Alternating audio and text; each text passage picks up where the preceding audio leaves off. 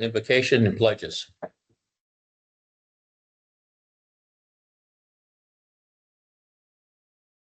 Heavenly Father, we come to you today as an assembled body. We humbly request that you bless our meeting, community, and our nation. Help us work for a common good. Guide us to be insightful and prudent in our intentions. Work through us to provide a spirit of welcome to all in attendance and engage in respectful and thoughtful dialogue. To the pledges. I pledge allegiance to the United States of the United States of America and to the republic for which it stands, one nation, under God, indivisible, with liberty and justice for all. Honor the flag. I pledge allegiance to thee, Texas, one state, under God, one and indivisible.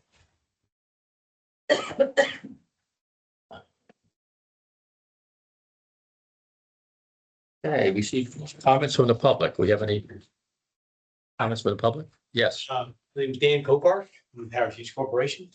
I'm your developer. And I just want to stop by and say hi to all the board members, and give you my card, and let you know that probably in the next month or so, we're going to be bringing you a map. It shows the land that we still have interest in, that we still own in your district. And not going anywhere, not asking for anything, just wanted to make an acquaintance. That's all we're really trying to do.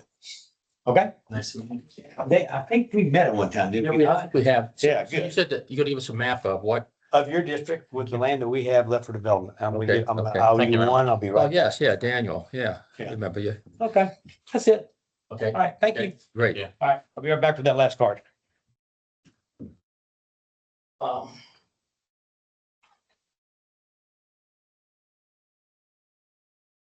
Okay, consider an act on any request for adjustments. Do you have any adjustments? No, I don't have any. Okay, great.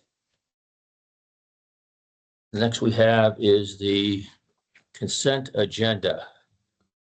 So we have items 5 through 9. Does anybody want to pull anything off to discuss it? Okay, so I'd like to have a motion to pass the consent agenda. Motion to pass the consent Second. agenda? Second? Get a second? Second. Second. Okay, all those in favor of authorizing the consent agenda, say aye. Aye. Okay. So next is acceptance and qualifications, statement, bonds, oath. So this is for Elvin to be sworn in. Yep. All right, Elvin, you got your documents, so if you stand up, we'll conduct the oath, and then you'll be seated to participate in the rest of the meeting. You raise your right hand, and at the end, if you agree, say I do or I will. You, Elvin Massoud, solemnly swear or affirm that you'll faithfully execute the duties of the office of Director of Montgomery County MUD number 46 of the state of Texas, and will, to the best of your ability, preserve, protect, and defend the Constitution and laws of the United States and this state, so help you God. I do. Congratulations. Thank you so much.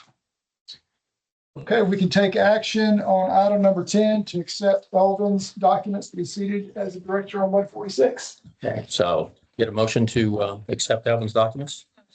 Yeah. Okay, get a second. Second, all in favor, say aye. Aye. Aye. Okay, how about 11? All right, 11 is to accept Elvin's elections not to disclose his personal confidential information. Need a motion on that. Okay, get a motion to for Elvin's personal information not to be disclosed. Get a motion? Sure, I make that motion. Okay. I great. second. Second it. All in favor, say aye. Aye. Okay, election of officers to the Board of Directors. We did elections last time. Does anybody have any? Looks like we already went ahead and put Elvin as a assistant secretary. Yeah. Okay, all right, so nothing's necessary to do there. And then 13, we already took care of our trustee and alternate, so nothing's necessary there. The district registration form, we need to update to now add Elvin as a director, so we can consider a motion on the registration form for the TCQ. Motion for the approval of district registration form for Elvin. I make a motion for that? I second. All those in favor, say aye. Aye. All right, and 15 is to update the district local government officers list to add Elvin as a director as well. So we need a motion on 15. Okay, get a motion on number I second. 15. Got a second? I don't second. All those in favor, say aye. Aye. 16, there's a memo in your packet, Alvin, regarding right there, regarding the training. So if you complete that, and then you'll get a certificate of completion and send that to Shelley for your records. And that's a one-time training requirement. Once you do it, that's it. You don't have to do it again. No actions necessary there. You've also got in your packet a memo regarding conflicts. Conflicts are always very fact specific. So if you think you might have one in the future, give me a call and we can talk about what the facts are and what you might need to do if there's potential conflict. And then 18, there should also be a memo for you regarding cybersecurity and artificial intelligence training. Shelley can send you an electronic version of that so that you can click on the link for the training. You have to complete cybersecurity. Artificial intelligence depends on whether you use a district computer system. It's a bit of a gray area whether you're using the Wi-Fi or the Google Drive is a computer system that would trigger your training requirements. So when in doubt, I tell folks just do them both. There's not a certificate of completion for those trainings. So if you'll email Shelley and let her know, and so that email will serve as your evidence of completion. The deadline to complete that is August 31st of this year. And it is different from the Open Meetings Public Information Act training. That training is annual. So we'll have an item on the agendas around this time of year, each year to remind you all to complete it for that year. Can you briefly go over the form? So, Tell new. yeah, so quorum under the Open Meetings Act, we're subject to a lot of state laws that you'll see when you watch the video. And one of those state laws is the Texas Open Meetings Act. And that means that's why we have to have posted agendas and there's deadlines that you got to have the agendas posted so many days before the meeting occurs. And in order to hold a meeting, you have to have a quorum of the board present, which this board is comprised of 5 directors by statute. So a quorum is a majority, which is 3. So we have to have 3 directors in order to conduct business. You are not supposed to have a quorum of 3 directors or more that deliberate district business outside of a public meeting because you have to have a posted agenda and all that stuff. So we always encourage and reiterate to board members to be careful in terms of communicating. Now, if you're social friends with directors, that's great. Just don't talk about mud business in those circumstances. It's deliberation is the key word, deliberation of district business that can trigger what's called a walking quorum outside of a meeting, and that would be a violation of the Open Meetings Act. So that's for us, that's 2. Correct. And it also means that 2 of you can't talk and a third person, Yeah. Didn't you call a third person on the phone? Yeah. So it's also not just in person, it's by phone. Correct. So remember that. And then how about the trustee board? What is that? Email. So the other Right.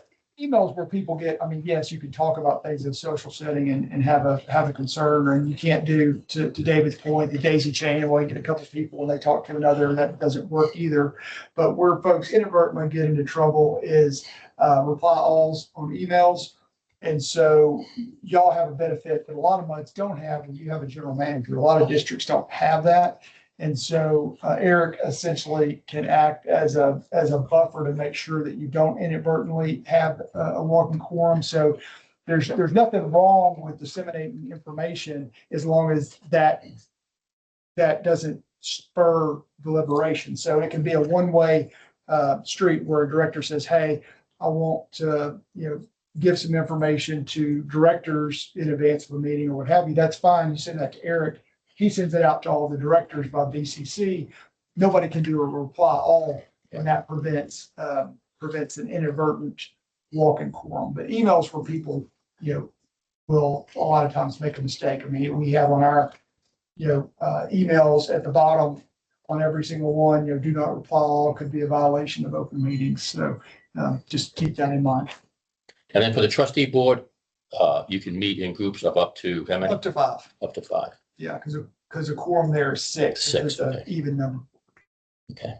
And on that communication that Ryan just mentioned, that it might come from me or our office, a lot of times you'll see that those items come from Shelley. So that usually if she's sending something out, that's been at my direction because I'm trying to get it out to either a particular, all members of a board or all 50 at the same time, board members at the same time. It's a blind copy, so you can't respond to the group. You can respond to us and, or send me a note, but that kind of protects you. Good points. Yes. You've been pre-trained. Stop watching video. Okay, we're on 19 now. Received the regularly monthly SRA Woodlands Division report. All right, well, good afternoon. I know you have a lengthy agenda and another topic from us after this, so I'll keep it short and sweet. Our report begins on page 16 and runs for, I don't know, about 10, 15 pages. That's the Woodlands Monthly Operations Report as well as the GRP Monthly Operations Report. But there was no violations, nothing out of the ordinary last month, so it's pretty cut and dry. But if you have any questions on anything, I'll be happy to answer them. Yes, on page 17 at the bottom, the accounting for water loss. So I reviewed a little bit of the video with the trustees meeting a few days ago, and there was a point on the 6.7% number at the bottom of the page. Is this the corrected number? This is the Corrected number? Okay. And then as far, let's see, you're covering through page 31, is that correct? Okay, so maybe we can delay that question until later. But the spike on September 25th compared to previous months, and there was another spike between May and June for water losses. Do we have an idea of what are those? Yes, Eric has talked about it quite a bit before. You want to talk about the billing and the overcorrection? Yeah, I mean, we've covered that in several meetings now. Okay. So nothing new. Nothing on that one. Okay. Okay, so it's the same. So it's a gremlin we can't find. September is. September is, yeah. Everything Okay. else balances out the expectations, and we found some of September, but not all of it. So is the expectation that the mismatch in the future will result in a smoother graph? Or are we expecting the Yeah, there's always, spikes? well, so inherent in that graph is a cutoff date of, think about there's 37 or so meters that SJRA has to read. Mhm. We have 34,000. So they can do theirs in a day. We can't do ours in a day. And so we do it in a couple days, and then we have to process the billing as well. That takes a few days. And so every month inherent to that graph, there's going to be a lag. Now, the next month, it's going to come in, and so it's always going to kind of do this by a few days. So there's always going to be inherent month over month, a little bit of a delta that again will balance out over, like for instance, in that graph, look at the two, you noticed September is 15%. Mhm. Look at the month before and after, it's 1%.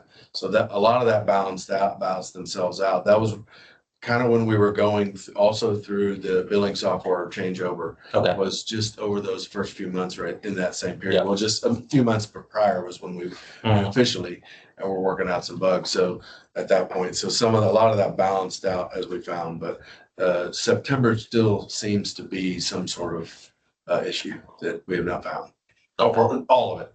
Okay, so is the expectation then in a month, next meeting, to have a better idea of that, or what's the timeline? We're still working through it to try to identify, I can't tell you what I don't know. Okay, So I can report that I don't know, and I've done that 6 times now. okay, Or I can keep grinding, which we're still doing. We haven't given up, but okay, we've gone through everything we can think of.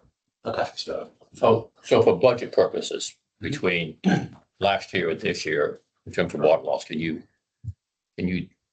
refresh everybody's memory on that? So the water loss for FY 26, which is current, ends August 31st, is at 4%. Going in FY 27, we're going to look at increasing that to 6.5%, which matches pretty close to the rolling 12-month average. So you are going to see an increase in water loss, but it's based on actual water loss that we're seeing in the system. It's now time to talk about water loss increases, or is that the next agenda item? For page 32 and onward? It's just, Chris is doing both of them. Okay, Yeah, so We're here all night. continue. the, so I guess we're on to agenda item 20. Right, Right, whatever. There's a budget sheet back at 32 somewhere. You want to talk about the 6%? um.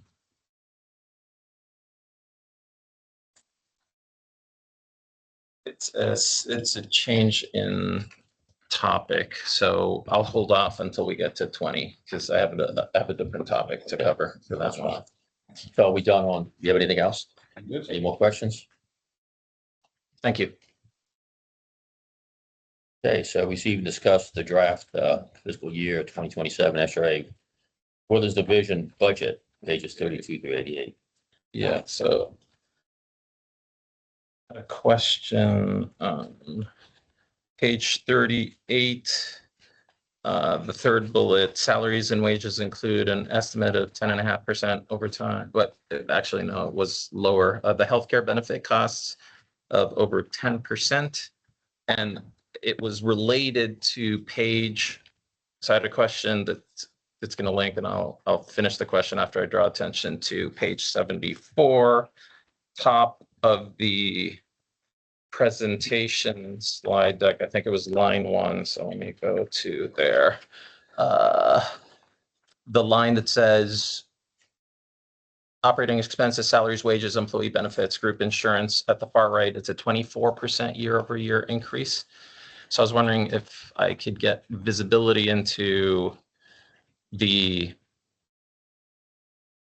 10% healthcare increase component of that 24% year-over-year increase.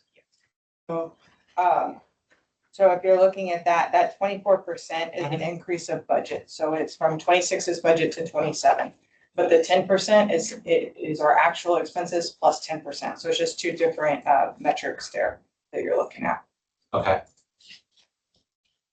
And do we have an explanation for the actuals?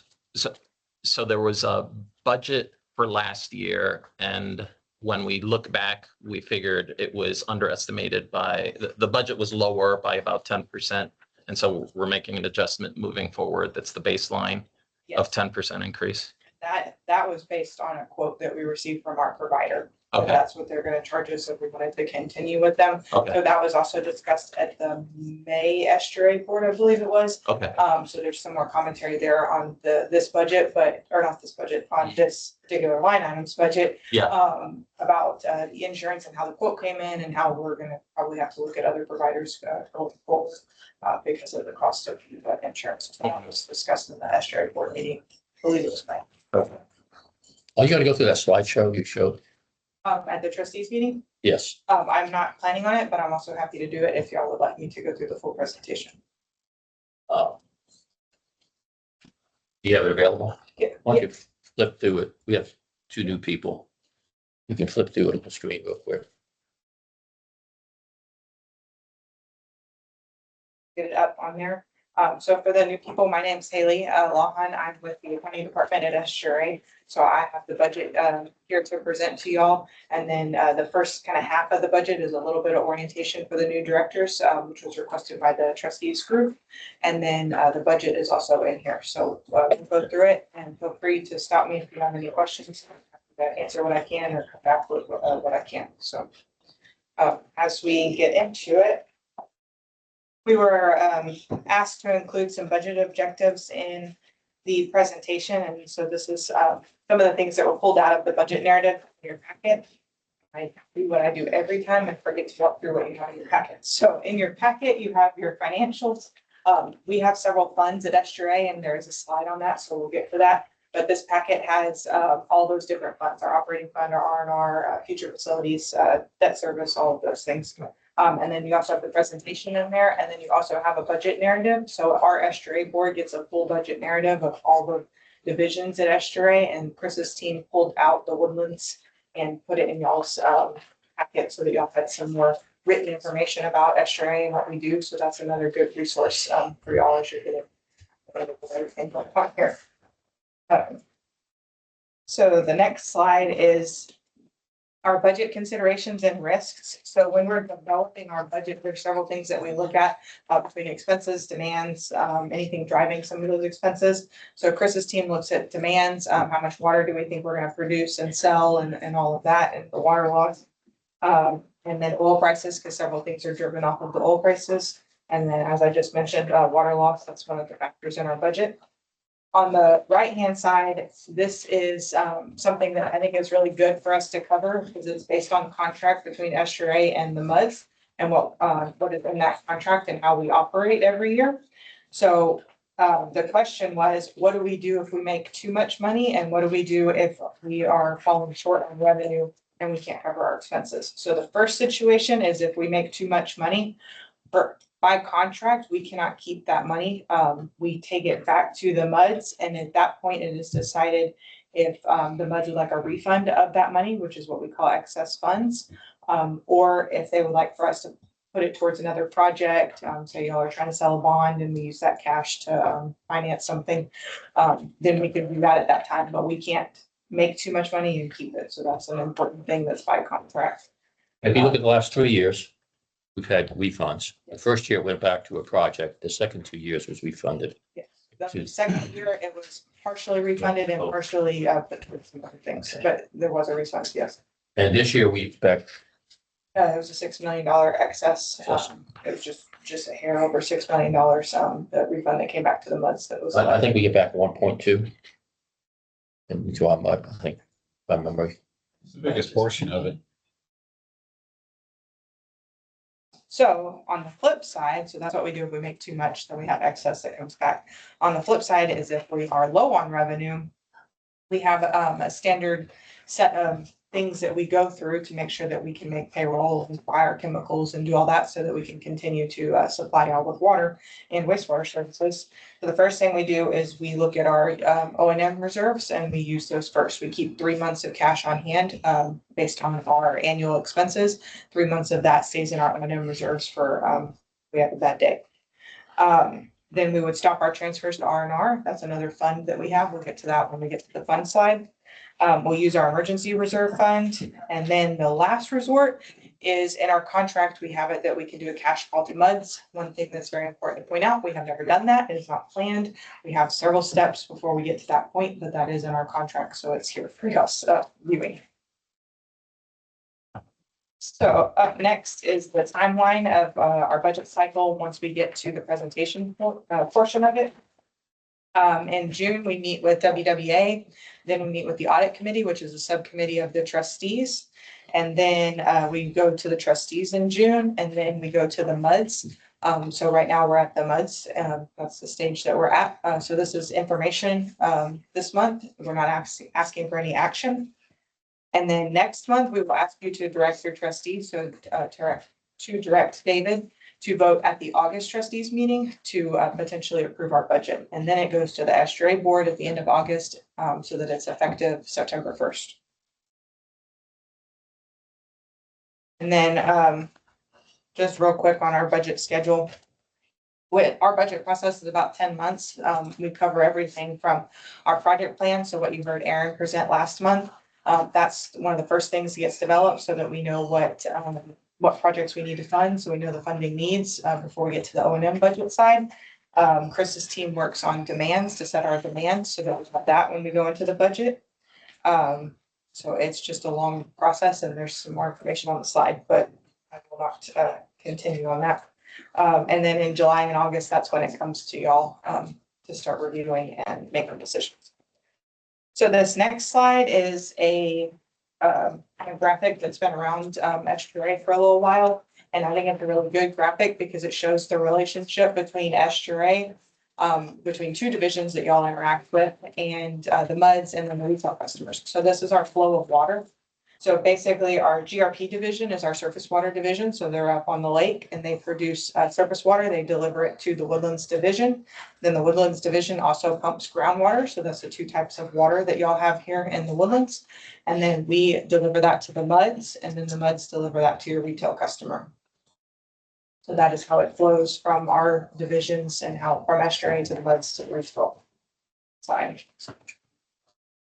Some of the budget assumptions that we've built into this budget, as we talked about, the water loss is increasing 2.5% to 6.5%.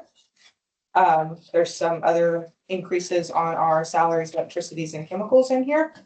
And then our blend ratio is changing from 50% surface water to 55% surface water. So that is another change that you will see in this budget.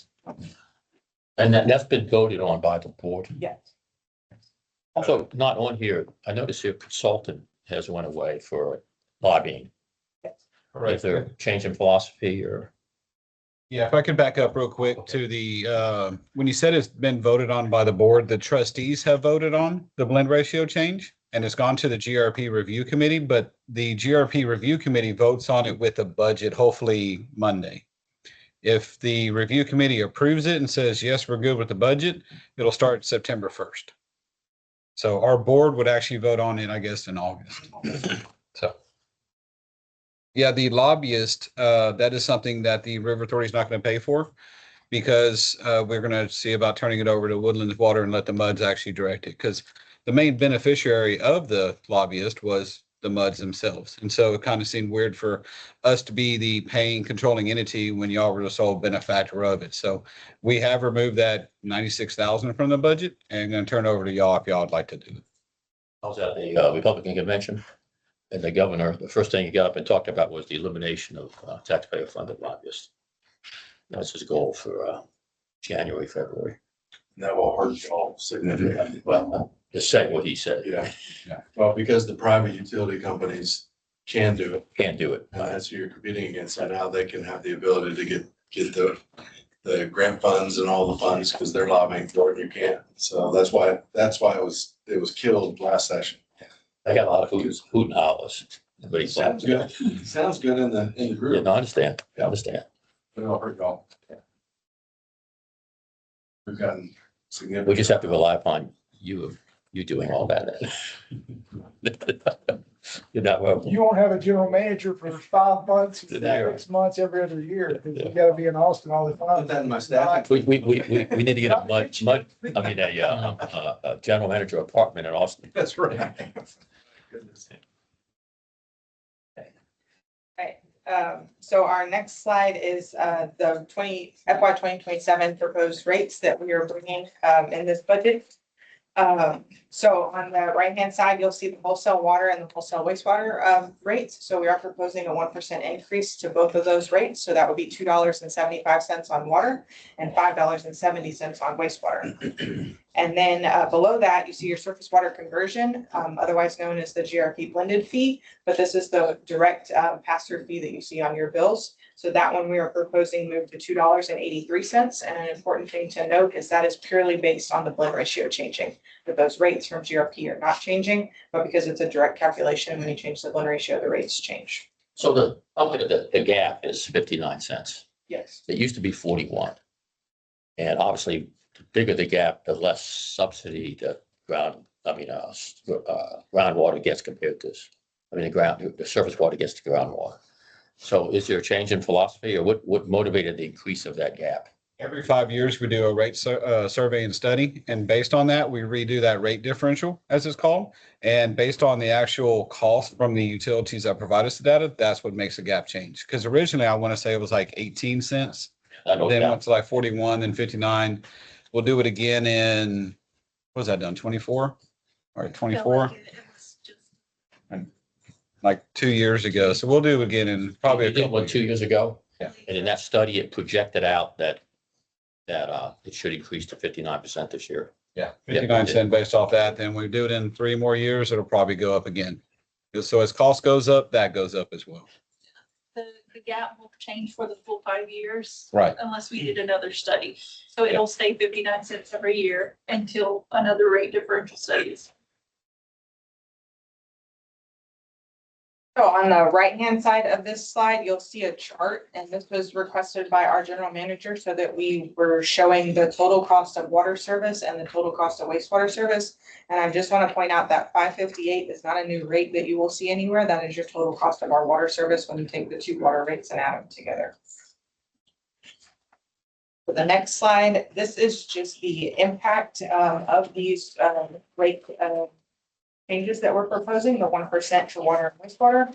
To WWA or to your MUD based on an average water bill of 10,000 gallons a month of water and 6,000 gallons a month of wastewater, that the impact would be about 70 cents a month on that.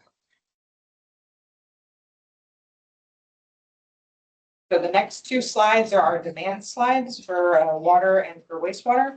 So you can see the production for water on the right-hand side, and the sales also is there of 5.2 billion gallons. And then the water loss is there again, because the water loss is the factor between the production of water and the sale of water. And then our blend ratio is there as well. And then on the wastewater side, we're proposing an increase in our sale of wastewater to 2.9 billion gallons a year. So you will see that in this budget. The next two slides are, Could you speak a little bit about the gap, yes, why we bill more than we treat? that is part of the winter averaging that WWA participates in. So they take your water from December, January, and February that you use, and they use that for your wastewater throughout the year, because in theory, it should be your lowest months that you use water. And then they use that for your wastewater for throughout the year, because as you know, there's no meter on your wastewater. So that is causing the difference between what we are treating at the plant versus what we see on the bills, because of that, using that average bill methodology.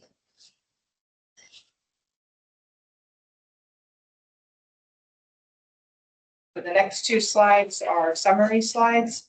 I don't have anything specific to say on them other than they are the categories from your financials packet, the total categories, just on here, just to give you a snapshot viewing it. Yes. Moving on to the major expense line item changes. This was something that we did a few years ago, that anything that was in the parameters that we set for this budget got pulled out and put in this slide, and we added more information on it. So the parameters that we set were 20,000, any line item that had a change of 20,000 increase or decrease, and a 20% change, increase or decrease was pulled out. We added it to the slide with a note of why the budget changed for that line item. So one thing just to point out on here is that 55% change in the surface water blend ratio. You'll see alkalinity is increased because it takes more chemical to treat that water for wastewater side. So then the next slide is our funds slide. So this is what I was saying in the beginning. We have several funds that are in this packet. If you look in the packet up at the header of this document, we'll show you what fund you're looking at. So start with the operating, rolls into R&R, and then so forth. So in this funding bucket, we have our operating fund. So the rates that we're talking about tonight, that is how we get our revenue into our operating fund. And then from the operating fund, money moves and is transferred to different funds to handle different things. So it handles the debt service on our 2017 bonds. So those are bonds that we sold in 2017 to fund projects. So that debt service is paid out of the operating fund. Also, the repair and replacement fund is funded from those operating rates. So we have about $6 million that we have historically transferred to R&R every year to pay for the maintenance projects over there. This year, we're proposing $6.25 million to be transferred over to that fund. That fund is what Aaron talked about last month, all those projects that he went through, and he, some were future bond funds, but a lot of it was projects that were in the R&R fund. So that's how the funding is over to that fund. We have our grants, we have future facilities, and our emergency reserve. The funds that the Woodlands Division. So we have a couple things that we wanted to highlight that are what we consider non-operating fund highlights, but they're in your packet, and we wanted to pull some things out and talk about them. The first thing is a change in how we present budgets in our financials budget packet. If you flip to the end of the operating fund, you'll see the first one where it says project list. So I want to point out that they're not new projects. These are projects that correlate to what Aaron talked about last month. It's just a change in how we're presenting it so that you can see the project underneath the fund that pays for it. And then up next, I just mentioned about the repair and replacement transfer, moving from 6 million to 6.25 million. And then the last thing on this slide is the future facilities transfer to R&R. So we currently are budgeting for a project in future facilities, which is the EST 6, the elevator storage tank number 6. That is in design right now, but whenever it moves to construction, we're going to pay for that out of our R&R funds. So we're proposing to move those funds from future facilities to R&R to pay for that project out of one fund. On the next slide, what we really want to point out here is this is our water and wastewater rates over about a 10-year period. So you can see where we started from during that 10-year period and where we are now. And then you can also see the inflation factor. And then also on here is the water rate plus CPI and the wastewater rate plus CPI. So you can see that had we started, had we taken the rate in FY 2017 and multiplied it by the inflation factor and continued that rate, then our rate would be higher than it is today. So the one thing that we wanted to point out with this rate is our rates are below inflation. That was the main thing. So some of our key takeaways is this operating budget is so that we can fund operations, maintenance, pay our salaries, buy our chemicals, like I said in the beginning, and continue to provide that service to y'all that you expect of us. And we're doing that with this proposed 1% rate increase, which is below inflation, like we just discussed. And there also is the change in the surface water blend ratio. So this is a 5% increase in our blend ratio of surface water. So our last slide is our next steps. So in the beginning, we talked about the timeline. So just to remind you that we are asking for you to direct your trustee next month to vote in the August trustees meeting. I don't have any questions. That's all I have. If you have any, I'll be happy to. So can you go back to, I know this is maybe topic, page 48, and it talks about interest income. And, you know, we were getting 3, 6, 6. And I know at one point, at least back in 2022, the state tax dot, what they call it, tax funds were paying 1.5%. Now they're paying 4, maybe 3.5, 4. Can you talk about the diminished interest income? Was there a philosophy change or? Yeah, yeah. If I you can want, take it. uh, So, historically, our philosophy has been to budget conservatively on that. And with low interest rates, we talked about maybe increasing that budget this year. Right when we were going to do that is when the war on Iran started. And so we thought, okay, interest rates were coming up, but with the war, we weren't really sure if they were going to crash back down. So we budgeted the same. We talked with, John Thaler asked this question at the trustees meeting. We said we would take it back, look at it now that we've seen some of the impacts of the war and what's happening. We have looked at some of the interest rates from the Fed. It's looking like it is coming down a little bit. They have paused on a few of the decreases that they're looking at. Currently, tax pool is sitting at, I looked today, they were at 3.66% interest, and then the Feds have their target rates of 3.5 to 3.75. So we were looking at that.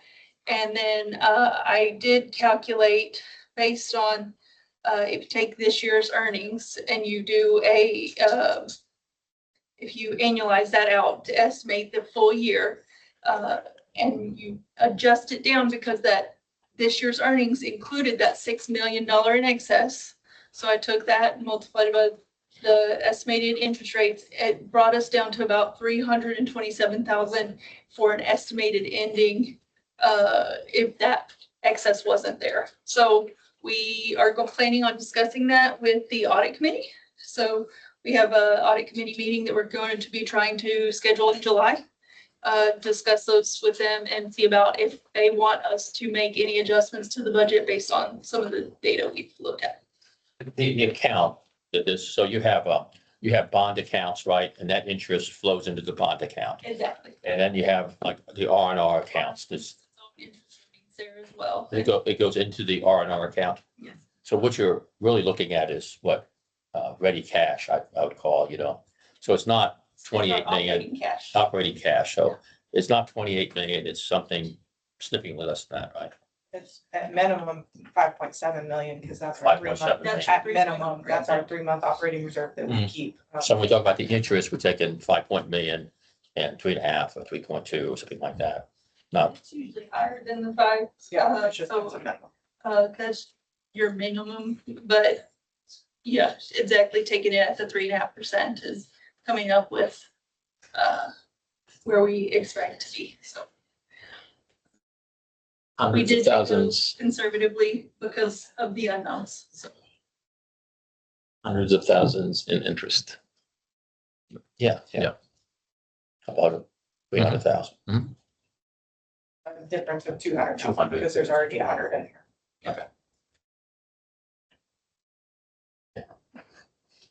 Yeah.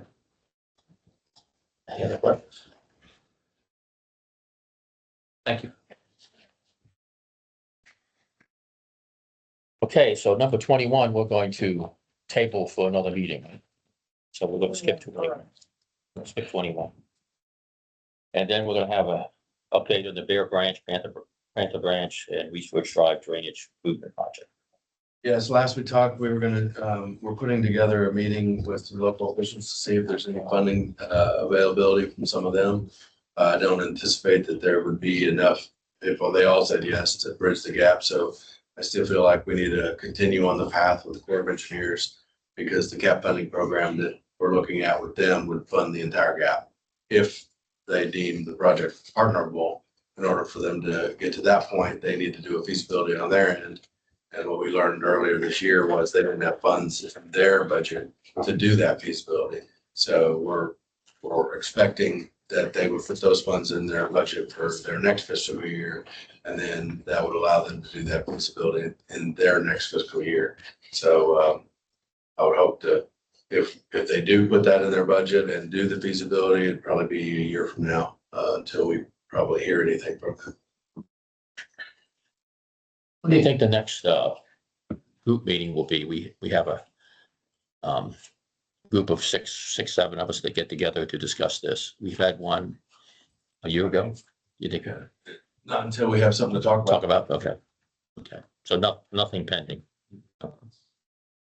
No, I mean, it's just for the new directors, the history of that is, it was evaluated and studied, starting back in like 17, 18, 19, after all the heavy flood events. And it was reevaluated about a year and a half, 2 years ago, and identified that the cost estimate from 5 years ago had gone up significantly for the proposed project. We then looked at different alternatives, identified that they didn't really have the benefit to the outcome of the project, which the outcome of the project was to reduce flooding in the Research Forest corridor, to lower the max water surface elevation, as we saw it in the worst storm, which was the tax day storm.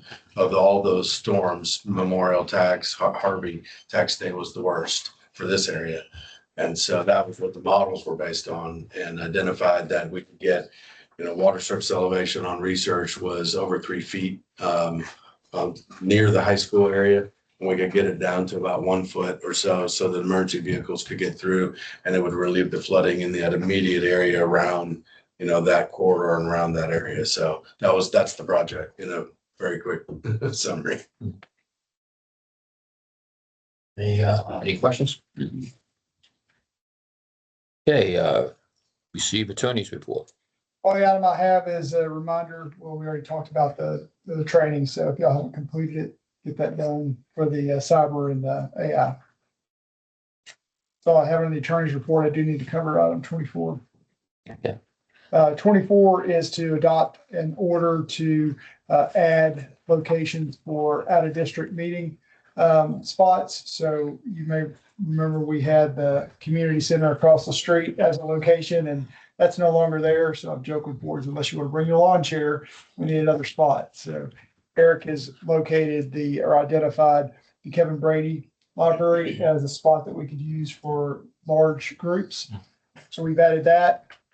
We're keeping this location, which is outside the boundaries. We're also going to have the township office as well as the SGRA Woodlands Division office at the wastewater treatment plant on Sawdust.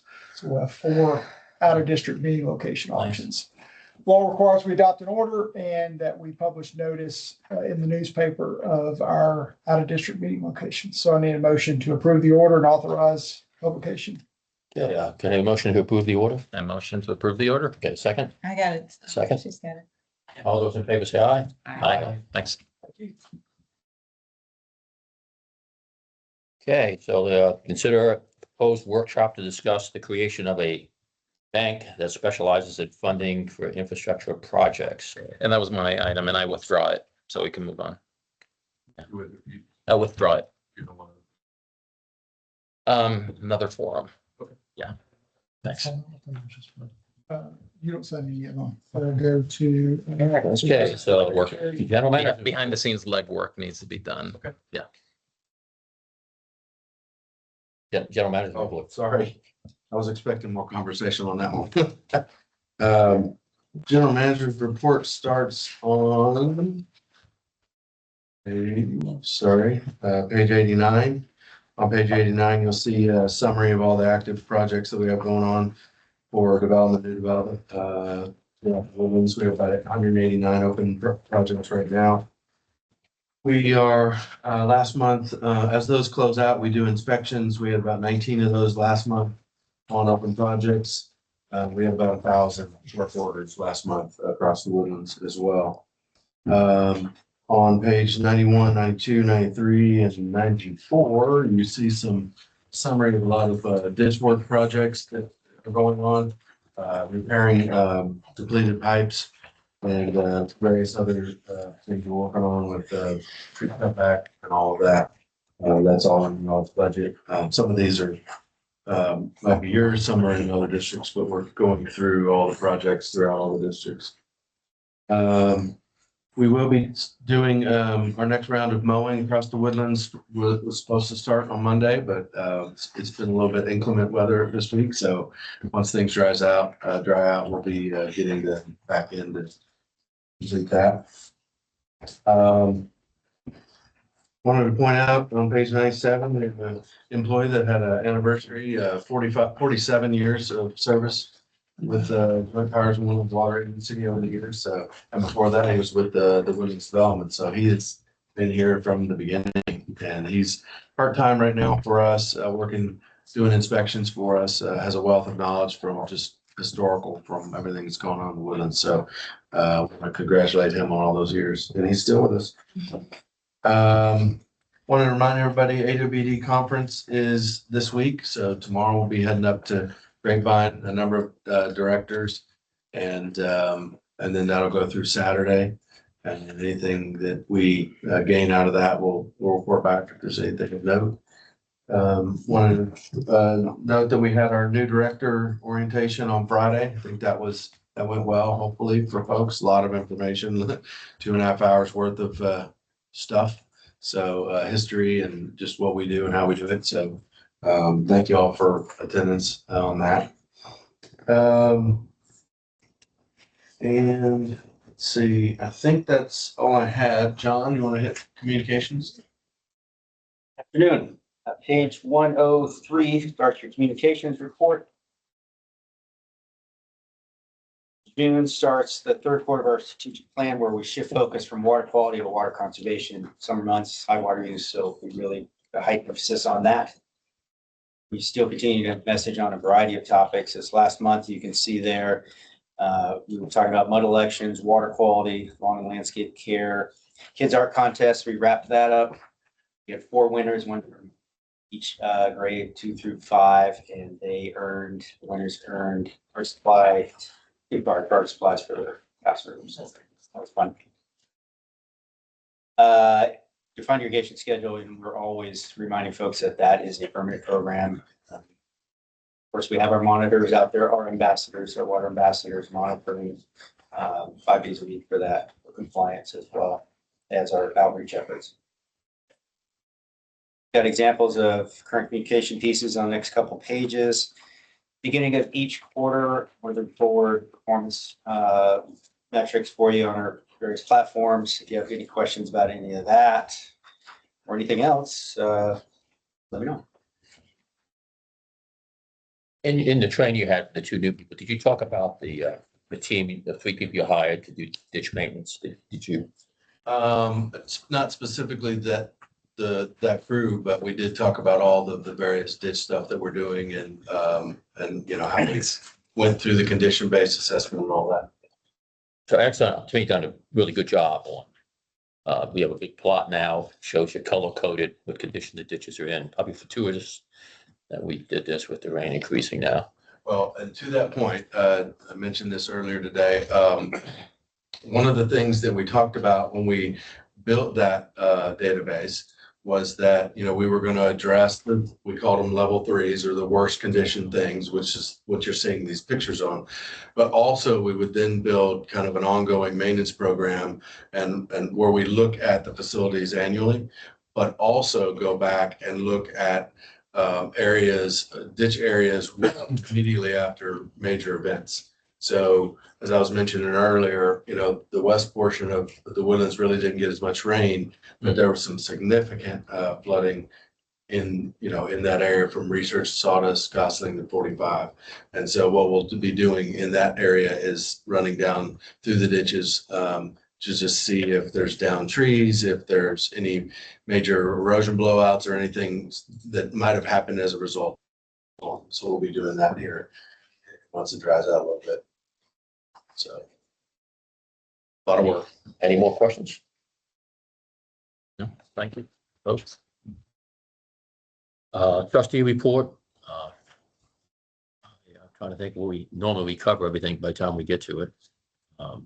Yeah, there's trustee summary report in your packet. Probably the highlights is the trustees received the budget presentation that you just received. And then also the officers for the trustees were appointed and the committees were appointed. So David is the trustee president and the other positions were selected as well. And that's all summarized in your summary.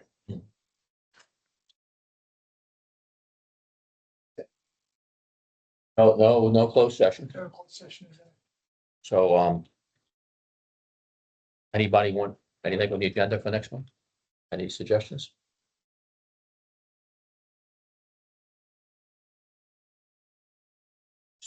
Have a motion to adjourn? In a record setting Yeah. for this group, motion to adjourn. Second. I adjourn the meeting.